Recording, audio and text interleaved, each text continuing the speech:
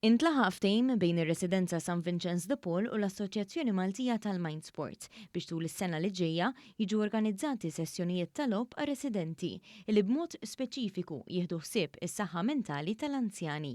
Fil-fatt, l-inizjattiva tinkludi logħob b'aċċess u backgammon flimkien ma' kompetizzjonijiet u attivitajiet oħra li huma magħrufin li jrawmu ħiliet aħjar tal-ħsieb.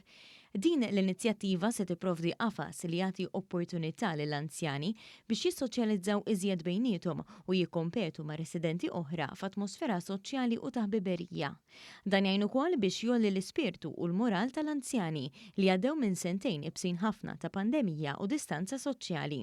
Dan il-logħob qed isir f'sessjonijiet ta' satejn kull ġimagħtejn fejn ir-residenti qed jinvolvu ruhom kemm fit-teorija u anke fil-prattika marbuta ma' dawn l-attivitajiet. F'kull sessjoni kun hemm żewġ persuni mill-organizzazzjoni volontarja tal-Mind Sports li twaqfet apposta biex tintroduċi l-idea ta' dawn l-attivitajiet fost ġenerazzjonijiet differenti biex tintlaħaq kull kategorija ta' età. Il-Ministru għall-Anzjanità Attiva Joe Etienne Bela żar lill-anzjani waqt waħda minn dawn l-attivitajiet u bl-anzjani jissoċjalizzaw fl-isfond tkellem dwar l-importanza b'mod holistiku ta' ftehimiet bħal dawn. Diversi residenti qed jiltaqgħu flimkien fi spirtu ta' ħbiberija biex jilagħbu dan il-logħob bħal pereżempju drafts, chess, backgammon, sudoku. Dan huwa logħob li iżomm il-moħħ attiv u nafu li jista' jippreveni d-demenzja.